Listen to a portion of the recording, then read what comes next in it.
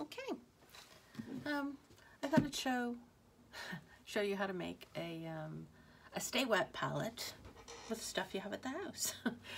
Actually, I'm just showing you how I made one. I don't know if you have this stuff in your house, but so this is the one I made the other day. Because I was looking at them on Amazon. I was kind of doing some, well, I'm kind of into this acrylic thing right now. And I have a couple of books I'm going through and I'm doing acrylic techniques. And I'm like, oh, my paint just dries so fast.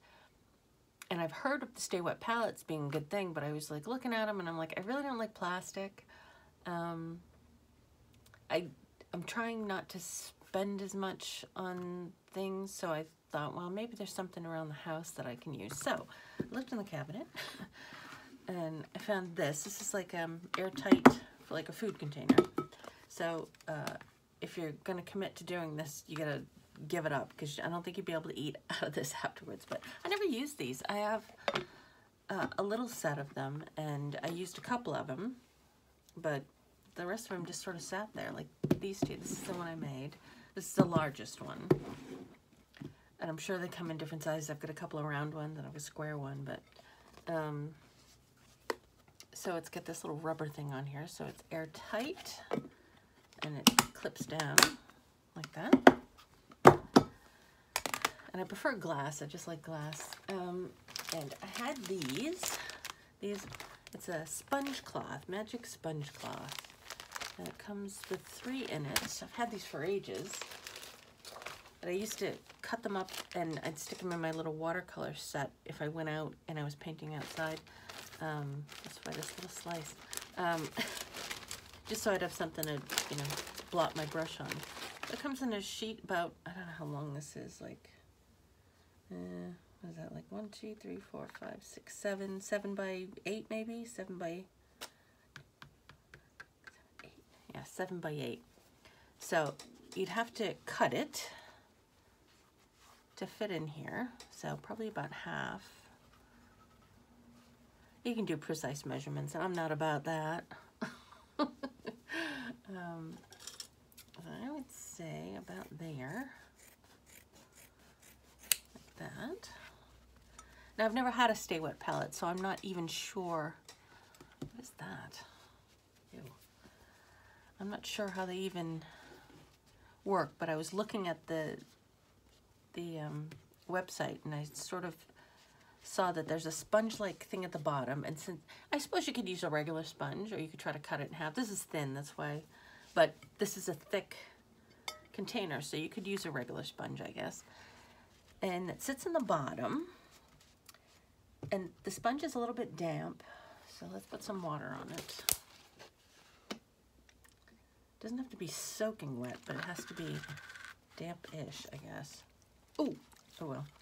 There's a lot of water in there now. And from what I can see, you put a piece of palette paper on top of it.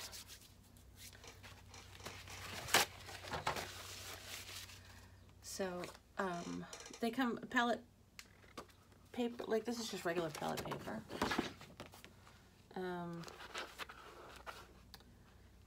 What's the size? 11 by 16, but they come in half of that size. They come 8.5 by 11. I just happen to have these. And I always cut these down anyway when I use them.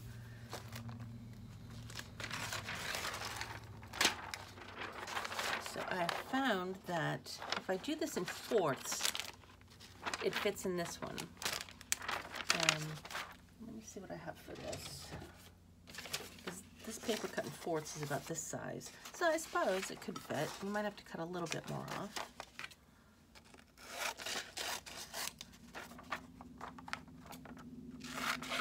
But I wouldn't make it too small, because I have tried. So with the paper part down, the waxy part on top, so just stick that in there. And so like I said, I leave the paper a little bit bigger, because I tried a smaller piece in this one, and it just curled up. So I think if it's a little bit too big, it's better, because it stays in here. So flatten that down like that, so it's somewhat sort of stuck to the watery side of the sponge, and then you just put paint, and then when you're done, cover it up, and you store it, and it stays wet. I don't know for how long. I've only done this for one day, but it stayed overnight at least. So, but because of the airtightness, it should stay wet, and it's a cheap alternative to buying one if you have this kind of stuff in your house already. So that's my little tip and or trick and or hack. I just thought I'd share that. It was kind of a spur of the moment thing yesterday. I was just thinking, oh, I gotta get something, because it was just, I was painting and I was trying to do a specific technique, and I had to keep mixing the paint really fast, and I'm like, oh, if it stays wet in here, then I can work without worrying about the paint drying up. So now I have two. I don't know where I got these. I probably got them on Amazon. But like I said, if you have sponges anywhere in the house, you can use those if you have a thicker container, or you can try to cut them or whatever. So anyway, hope that was informative, helpful, and yeah, let me put this one in here.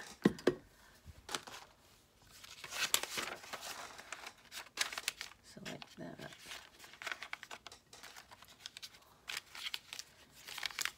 Because I was looking at the ones they had online, and you can buy palette paper to go with them, and I'm not sure what's special about it, if it's special or not, but this seems to work for me. So, but like I said, make sure it's a little bit bigger than the actual sponge, because then it seems to stay in place better.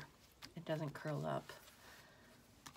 So that's the trick. Anyway, hope that was fun, interesting. Oh, why is that all twisted? There you go. Ah, that's better. And thanks for watching, and we'll see you next time. I tried to say bye, and it didn't come out. It's like a silent meow.